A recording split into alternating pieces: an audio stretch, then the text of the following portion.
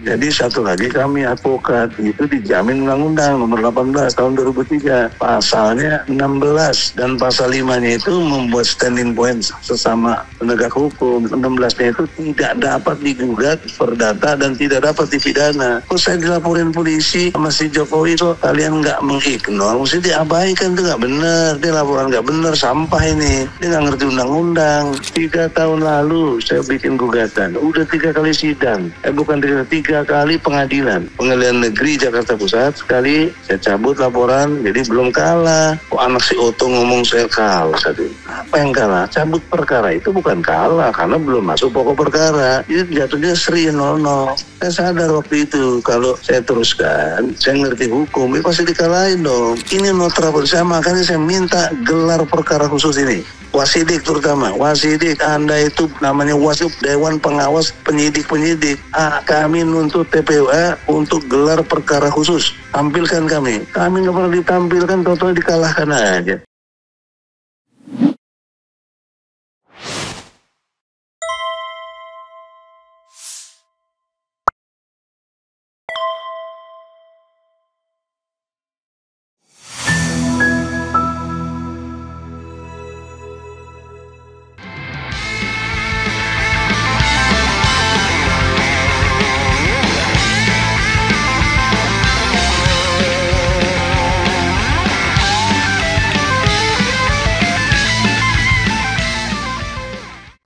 Assalamualaikum warahmatullahi wabarakatuh.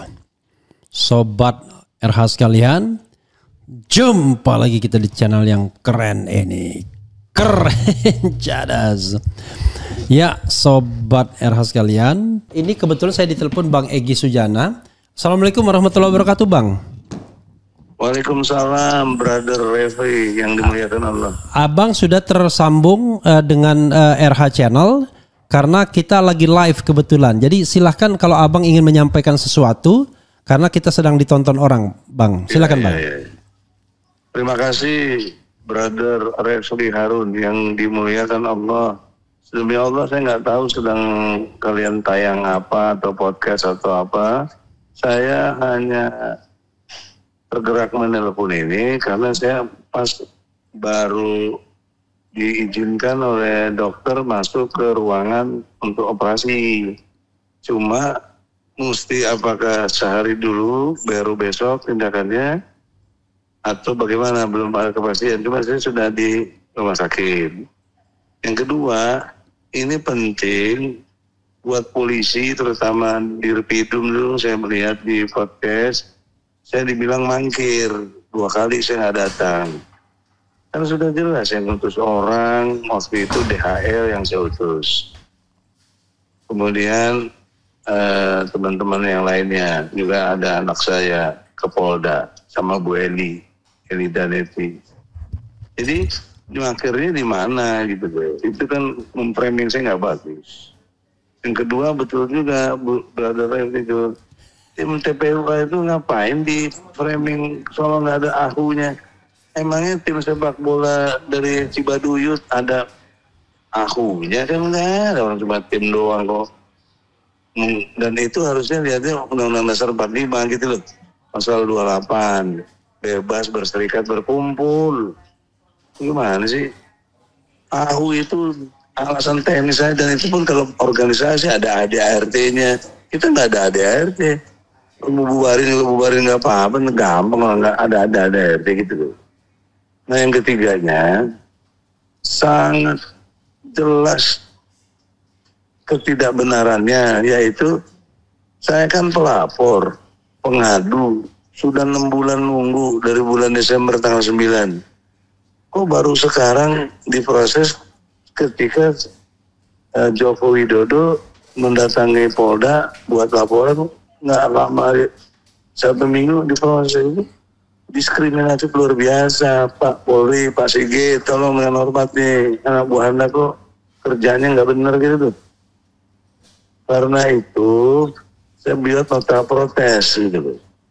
Jadi jangan salah paham juga. Saya akan diam kalau memang sesuai fakta. Kalau nggak sesuai fakta, masa kita diam? Advokat itu berdasarkan Undang-Undang nomor 18 tahun 2003 pasal 5 dan 16. Standing point itu saya ini penegak hukum di samping polisi, jaksa, hakim. Jadi satu lagi kami advokat, itu dijamin undang-undang nomor 18 tahun 2003 pasalnya 16. Dan pasal 5-nya itu membuat standing point sesama penegak hukum. 16-nya itu tidak dapat digugat, perdata, dan tidak dapat dipidana. Kok saya dilaporin polisi sama si Jokowi kok kalian nggak mengignore, mesti diabaikan, itu nggak benar. Dia laporan nggak benar, sampah ini. Dia nggak ngerti undang-undang. Kecuali saya membuat kesalahan. Kesalahan saya apa kalau pencemaran? Saya nggak pernah menyemarkan dia kok. Kenapa baru sekarang dilaporin?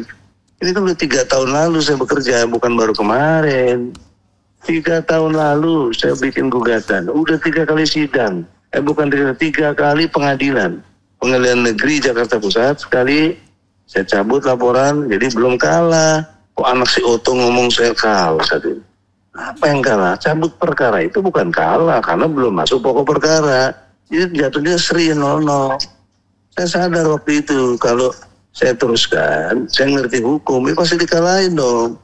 Nggak punya alat bukti dan apa saksinya, karena Bambang Tri ditahan di bawah tanah lah di Mabes Polri itu. Yang kedua, dengan kondisi itu dibilang kita kalah, dan Jokowi selalu beralasan siapa yang menuduh dia membuktikan, itu benar dalam perdata. Tapi dalam konteks waktu pidana di Solo itu pidana loh. Nggak ada urusan dengan dalil atau azas itu.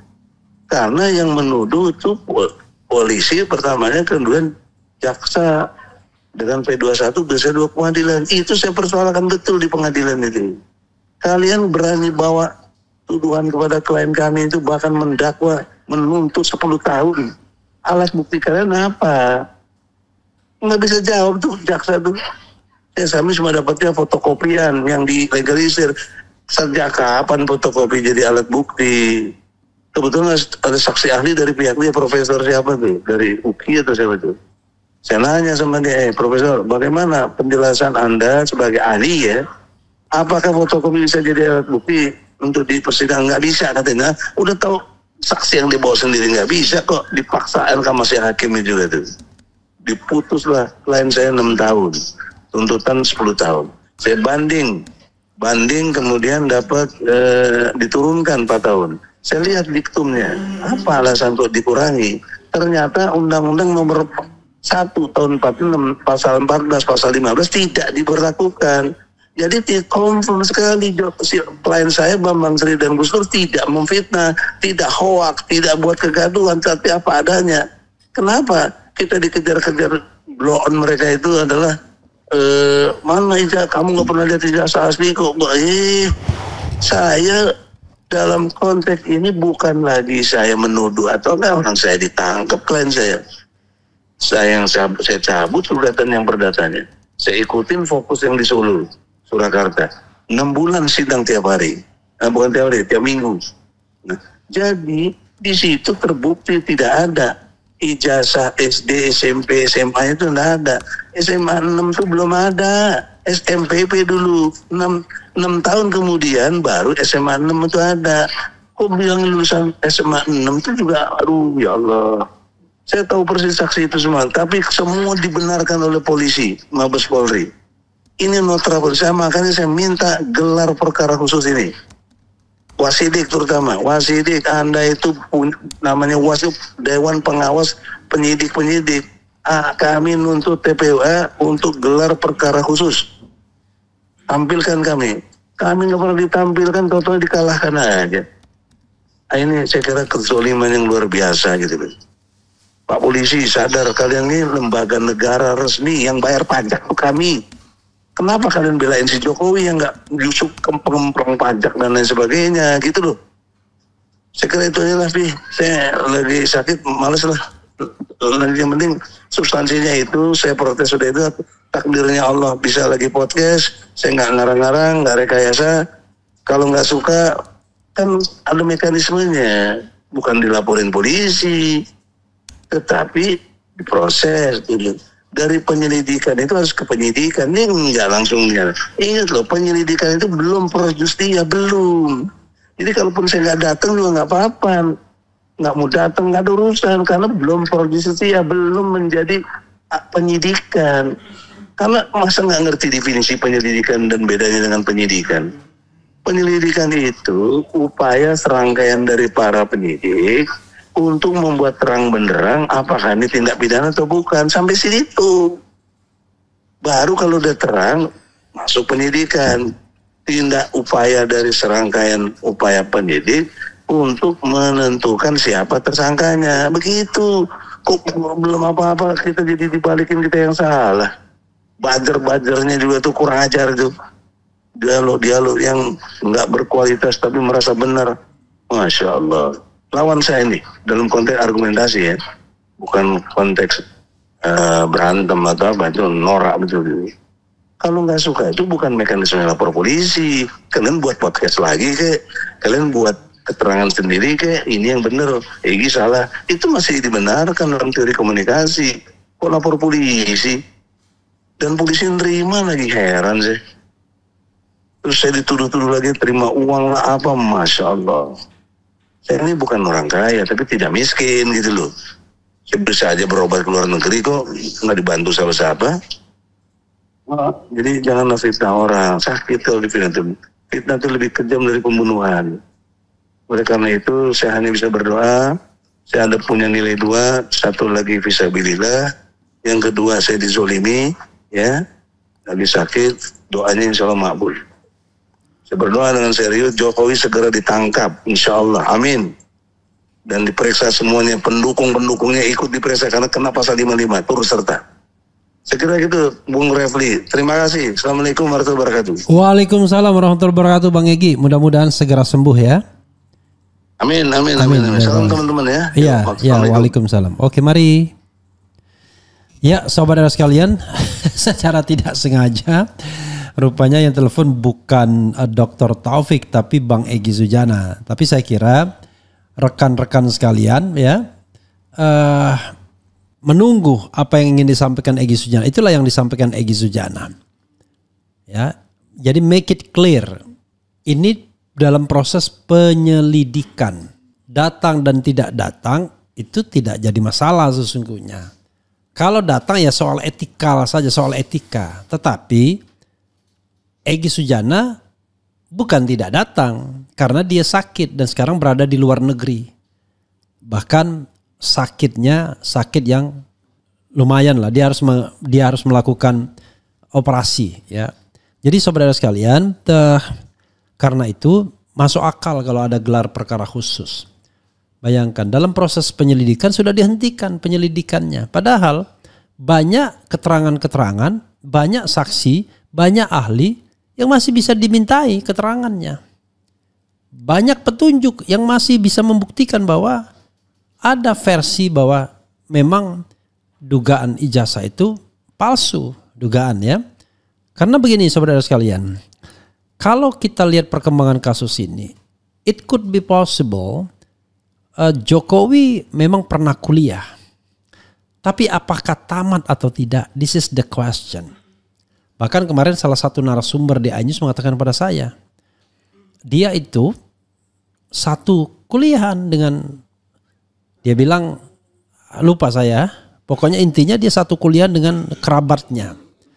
Saya tanya, tahu nggak kalau dia tamat? Nah itu saya nggak tahu. Jadi kan sebenarnya yang dipermasalahkan orang itu ijazahnya, bukan pernah kuliah atau tidak.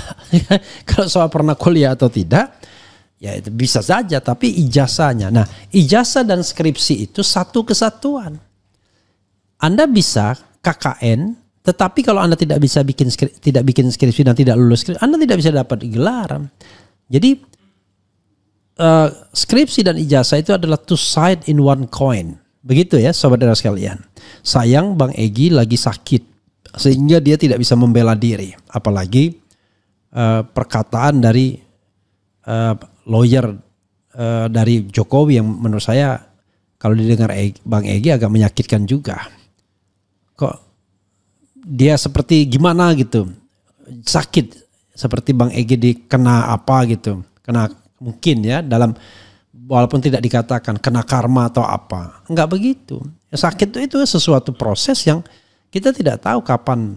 Dan bagi orang beriman, sakit itu ada dua kemungkinan. Kalau bagi orang yang tidak beriman, itu adalah hukuman. Tapi bagi orang beriman, sakit adalah cobaan, bahkan penghapus dosa. Begitu ya saudara sekalian.